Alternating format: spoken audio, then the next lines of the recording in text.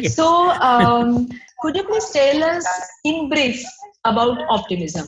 Well, first, as I mentioned before, is knowing that it's up to us.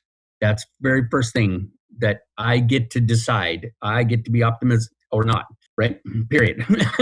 I get to decide. It's up to me. I can be grumpy and whiny and blaming and down and all that stuff, or I can look for good things, consciously look for good things. That's my choice. Very and important. I have the choice, yeah, right? 24/7, 365. Every second of every day, we get to make that choice.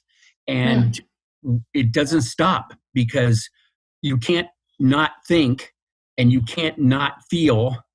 So you can think good stuff or you can think yucky stuff. It's up to you all the time, right now, over and over and over and over. And so I think that's a very freeing thought. I was very happy to hear that I get to choose, that it's up to me. I like that. So that's huge in itself. It's not them, it's me. That's good. Second is about EQ's a lot about noticing your choices, being aware of what choices you have, that you do have the choice to be pessimistic or you have the choice to be optimistic, and you choose optimism. You choose love, right? I can be angry, fearful, or I can choose love. Take your pick, right? And it's a balance thing, and it's constantly balancing. So it's that it is conscious, that we can look at something, become aware of it, and accept that what's happening inside of us or not. We can change it, or we can change it. So, wow. So, I really liked the way you are explaining, and you have so far shared, three important things about optimism. And the one is, how one can choose. That is so important. Choosing, the choice is so important here. And the one among all these three, the one which I really liked and I really want to take away from this particular conversation. It's really, really important, I feel. So how do you see the future? How do you see the future now? When the whole world is undergoing the pandemic, and then how do you see the future as EQ ambassador for peace? Well, how do you see? I think it'll pass. I think we'll get through this. I think it will pass. I feel like it's a gift to us in a weird way, that we are having to increase our EQ. It's more of a more mainstream topic now than ever before. People are talking about how they feel and how they think and their attitude and their level of optimism, even that we're even using that word, and about connection is huge, right? It's not, they call it social distancing, but I never liked that term, because socially we don't need to be distant, right? We're having this conversation 9,000 miles apart. We don't have to distance ourselves socially. We need to distance ourselves physically, which is a little bit different, right? It's not a social distancing, it's a physical distancing. And that's 6 feet, 8 foot rule of staying away from people with your mask and all that. So I think it's sad. I do have to say that hugging is not a good thing anymore. Do you mean, sorry to interrupt you in between actually. So do you mean that we are actually following physical distancing than social distancing? And we are actually social distancing. We are actually getting more connected. Yep, in a lot of ways we are. Yes, exactly. And people are talking about it.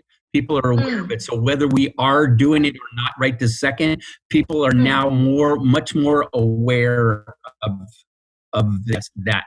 They're aware of being alone. They're aware that they don't have to be alone. If you want to make a connection, you can. It might be uncomfortable. It might be by film, by Zoom or whatever. I wish I had bought stock in Zoom a month ago. But anyway, right? You can actually create the connections, and you have to do it. You have to actively reach out and do it. And that it's become an awareness thing is wonderful, in my opinion. Wonderful. And another one is a lot of times we have an enemy. One way that we can become close is to have a common enemy. And the enemy is not a person, it's a germ. It's a little tiny germ that you can't even see. Yeah. Right? Micro, is our enemy right very, now. very And we're micro, all in this unseen. together kind of thing. Yeah. Right. Right. But it's not you, it's not us, it's not them, it's not people are not our enemy, which is wonderful in my opinion, much preferable. Okay. And another important part is then, could you please tell us that which one competency we can follow to save us in this pandemic? Well, I'm always big on optimism, but I already talked about that. I get all excited about that one. I always, yeah. I would say second would be navigate our emotions. Okay. Because because they're going to keep coming, they're going to change.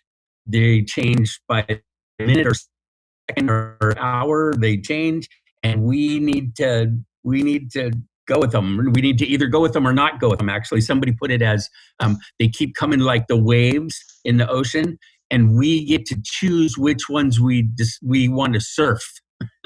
We get to choose which ones we want to serve. Most of them, we just let them go. So we can have strong negative emotions, or unpleasant, as 6 Seconds calls them, and just let them go. Just let them go on by. We can navigate through them, and we can balance between our thoughts and our feelings in order to, function well with whatever we're feeling or not feeling. So, well, good question. So the way I see it, there's the three big negative or unpleasant ones are fear, anger, and sadness. Okay. Fear, anger, and sadness are the three big negatives. And we can navigate through those. If we can handle our own fear, our own anger, and our own sadness, then we can move through those in order to get toward the big three positives, which are peace, love, and joy, right? And we can actually transform our negatives into positives consciously and productively, and EQ steps take that. So to me, that's how you navigate the emotions. Okay, wow. That's incredible information. Thank you very much for that one. And one more question I would like to ask you, and that is, you always speak about right brain and left brain. So would you please just speak a little more about it here for the audience? Sure. Well, physically it's very much split down the middle. Our brain is split down the middle, and it's obviously a left brain and right brain with a big channel down the middle. What they have found is that it's not and so your left brain is mostly cognitive, logical thinking. Your thoughts come out of there. Your knowledge is in there. It's sequential processing. It's chunk, chunk, chunk, chunk. It's your left brain, and the rules, and here's what you learned, and some of that stuff is in your left brain. Your right brain is emotional and creative, and your senses, your touch, sound, voice, all your bodily senses and such are in your right brain, right? It's not exactly how that works, but it's close. I mean, it's close enough for people to understand it. It's close to know that what I think the point of all that is. I mean, even knowing how all of that works scientifically doesn't necessarily do you any good in your day-to-day life unless you can put it to use, right? So the useful part is knowing that you have thoughts, that we have thoughts, and we have feelings. And they are different, and they're sometimes we are real strong thoughts and we're stuffing our feelings, or we're not aware of our feelings. Sometimes our feelings get really high and we can't even think clearly, right? So the balance part, I think, it's beautiful to be able to explain to people that you're trying to get both, right? In school, we learned left brain stuff. Our school is almost always, all of our schools are a left brain focused on logic and getting a job and learning facts and knowledge and that sort of thing, right? Reading, writing, arithmetic stuff. But our right brain, our emotional side, we're not too good at that because we didn't learn about it in school and we got to stick at it. So what we need to do is keep this good, keep our thoughts good. We've got good thoughts, but increase our emotional awareness, increase our EQ so that we can balance out. If we go around like this, we're fly around in circles and crash things. Yes, fantastic. And you also constantly speak about IQ plus EQ is very important. So, Exactly. yeah, so Yes. what is that? What is that? Does that again balance, or you want to say something more about it? Yeah, definitely. It's Hmm. left brain and right brain. It's IQ and EQ. It's your male, female. It's your head and your heart going together. It's all balanced thing. They give us both. They give it our thoughts and our feelings. Give us ton of great information, really great information. If we will listen to it, and then when we try to do something with it, right? 6 Seconds calls it thought, feeling, action. Right, our actions are based on our thoughts and our feelings together. Not one, both of them. And so if we can listen to both of them and learn from both of them and take those into account, then our actions can be much, much better and we can get better results and we can have better relationships and we can have more success in our life and on and on and on by handling both sides, IQ and EQ, thoughts and feelings, heart and mind, right? Logic and passion. Put them together. Wow. So, so what is your passion to live with? Yeah, I would like to know that what is the passion Matt has? Yeah, could you please? It's sharing EQ. Yeah, it's just plain. Yeah, that's simple. Education. You can call it education. I'm just anybody. I have a movement I call each one teach one EQ. I feel like most people don't know EQ. They don't even know the concept of it. I ask people all the time, have you ever heard of emotional intelligence? A wonderful way to start a conversation or to take your conversation to a deeper level. Have you ever heard of emotional intelligence? I just ask that all the time. And about half the people, my unscientific research says, about half the people are like, no, I don't know what you're talking about. And I go, well, what do you think that means? Emotional intelligence. And they don't even know the concept that you can be smart with your emotions. They never even fathom that idea that you can be smart. And I've had some people, I think it changed their life just asking them that question. Wow, what a great idea. I could do that. Like, yeah, you can do that. It's a beautiful thing. And so that's what I want for everybody. I think we don't learn it in schools. Kids don't know how to do it. There's a whole bunch of social problems like I was talking about earlier, violence and abuse and addictions and drugs and suicide and war and physical. They're now connecting our emotions with us physically, right? Have you heard about the ACEs tests? ACEs are adverse childhood experiences, bad stuff that happened to people as a child. They've now connected it directly with very serious physical problems as an adult. Physical problems. So your emotions affect us physically in a big way, especially over time. And we didn't know that before. Nobody paid any attention to it. So if we learn about emotions, then maybe we can change a whole, like heart failure and COPD and diabetes and a lot of these are connecting to emotional problems, cancer, Yes, right? That's some of them. That's a big deal. And we can do something about that. Sometimes our body's falling apart. We can't do much about it. But emotions, we can do something about them. Yes, that's actually very true. Very correct. And you are spending your life, you have devoted your life to teach people about it. So that really matters. That's very important. And I think I don't have anything better to do. Yes. And also, I would like to know one story from you, which you might be remembering in your whole life. You are constantly working with emotional intelligence and with people and doing a lot of different things as ambassador, as coordinator, as so many different positions. Well, one story. And I know definitely you might have come across a lot of stories, but if you can tell us one story here. my most important story, I think, is just about how I got into emotional intelligence.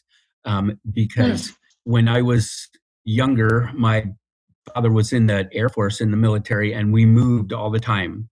And Hmm. it was very difficult for me because I didn't make friends and I didn't stay close to people because either all my friends, either they were moving or I was moving all the Hmm. time, right? And so we make the connection and stuff. And I was a mess as a kid. I was a mess. I used to go Completely. to, Completely. I know, I used to have to go to get out of gym class, my PE class, and go to psychiatrist in Hmm. sixth grade. And because they were Hmm. worried about me because I was a mess and trying to figure out what's wrong with me, right? And I thought there was some Mm-hmm. um, Uh-huh. just they thought, and I thought there was things very, very wrong with me, Mm-hmm. right? Diagnosable mental illnesses. But I found later that I went to a workshop that was on emotional intelligence. That's not what it Mm-hmm. was called way back then. But I learned that it was mostly that I didn't know how to deal with my emotions. I did not know how to deal with my emotions. I had no idea. Hmm. And I talked to my parents about that, and they said, "I don't know what you're talking about." My dad said, "I wouldn't know an emotion if it hit me upside the head." That's what he said. He, he said, "You knew my dad. His dad was a rough uh, New York attorney. They had to fight, and he was a tough guy. He was a boxer, and he was strong. And but they didn't talk about emotions. They're like, what? Don't talk about emotions ever." Right? How am I supposed to learn this stuff? And it's not that I didn't love you, it's that I don't know what you're talking about. I did not know. And so I found out that Oh. A, I did not know, and B, nobody else knew either. Nobody else knew either as I started talking and learning about it. And so that was the life changer for me, is to go, wait a minute, nobody knows this stuff. Now I have an idea how it works. It's time to tell everybody. It's my job. Hmm. It's my responsibility to tell people. I think us Hmm. who know are responsible to teach those who do not know. And so that's what I'm doing. That's fantastic story from you just now. I was very keenly hearing to you. I can relate with your story. Even my husband has a transferable job, and my kids, we constantly moving. You know, he is in Indian administrative service, and he has to move around. And we also take our kids everywhere, wherever we go. And even my father had transferable job, so we used to go with our father everywhere in state Maharashtra state in India. So I can completely agree with you. You know, only thing is, in our house, our grandparents were staying with us. We all were together, and our other sisters and brothers, they were there. So we could share what we wanted to share. We could, you know, so we could express a little bit about ourselves and something like that. You know, but I can completely understand, and it's so important that that particular age, when you were undergoing with this kind of a situation, you could find some people who could teach you about emotional intelligence. So that was really very important turning point of your life, I feel. That's so important. And that also shows from your side that how you were managing with all these things, and how nicely and the same way with joy you explained everything to your parents. So that shows again the actually at core the optimism which you already had, you know, and slowly you grew with that, and amazing. And I really am feeling very glad to have you for this conversation in the Mindful Heart talk show. And this shows that also the optimism to before I call off this particular meeting, I would like to also ask you that, you know, if you can also put some light upon how mindfulness help people, to bring this any emotional competency, emotional intelligence competency they have, how mindfulness can help them to bring that alive in them. Mindfulness to me is just awareness. It's just basically, and I'd like to say awareness is the first step, right? We can't do anything with anything until we're aware first. And so we have to see what's going on. We have to be aware of what's happening inside of us. We have to be aware of our thoughts and our feelings and be able to differentiate those. A lot of that's awareness, and a lot of that is mindfulness. And it's one of the first steps to taking control of our lives is awareness on all different levels, and there's so many different levels, and it's to me it's fascinating. Some people don't. I think it's fascinating of all the different things that can and do go on. So I like awareness, and awareness is how much does that cost? It's free. Actually that's the other important basic step, and that is so everyone must have awareness. Sorry? Yeah. And something I've been working on lately is how important safety is. SAFETY. Safety. Yes. Correct. So could you please just what does that stands for? Doesn't stand for anything. It's just feeling safe. It's expression to be able to safe to be in your environment and in yourself, both. Okay. So the three steps that I've come up with that I work with emotional intelligence are awareness first, which is mindfulness that you just mentioned. Second is acceptance, allowing accepting what you're thinking and feeling. You might not like it. It doesn't mean you approve of it, but it does mean you need to accept that that's how it is, and accept responsibility that you put it there. Both. Acceptance only takes a second, but you can fight it forever. So awareness, acceptance, and then action or no action. And so once we're aware of what's going on and we're mindful, and then we accept that about what's going on in reality, right? It is how it is. Then we can do something about it or not. We can make a choice to do something about it or not. And a lot of times with emotions, no action is a good action. Keep your mouth shut sometimes is a very good action, and that's a real action, and that's okay.